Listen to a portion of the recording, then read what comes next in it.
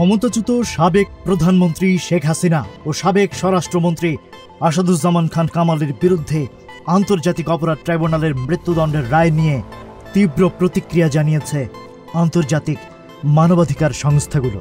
তাদের প্রধান আপত্তি, এই বিচার সুষ্ঠু ও ন্যায়সঙ্গত হয়নি। অ্যামনেস্টি ইন্টারন্যাশনালের মহাসচিব অ্যাগনেস কালামার্ট বলেছেন, জুলাই অভ্যুত্থানের গুরুতর মানবাধিকার লঙ্ঘনের জন্য ব্যক্তিগতভাবে দায়ী ব্যক্তিদের বিচার হওয়া উচিত, তবে এই বিচার প্রক্রিয়াটি কোনোভাবেই ন্যায্য নয়। সংস্থাটি বলছে, যে আদালতে স্বাধীনতার ঘাটতি নিয়ে তারা দীর্ঘদিন সমালোচনা করে আসছে, সেখানেই এই বিচার পরিচালিত হয়েছে। আসামিদের অনুপস্থিতিতে নজিরবিহীন দ্রুতগতিতে বিচার কাজ সম্পন্ন করা হয়েছে।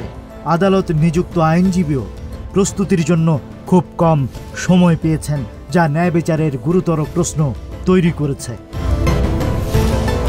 অন্যদিকে জাতিসংঘের মানবাধিকার বিষয়ক হাই কমিশনারের মুখপাত্র রাভিনা সামদাসানিও এই রায় নিয়ে উদ্বেগ জানিয়েছেন। তিনি স্পষ্ট জানিয়েছেন, জাতিসংঘ মৃত্যুদণ্ডের প্রয়োগকে দুঃখজনক মনে করে এবং সব পরিস্থিতিতে এর বিরোধিতা করে।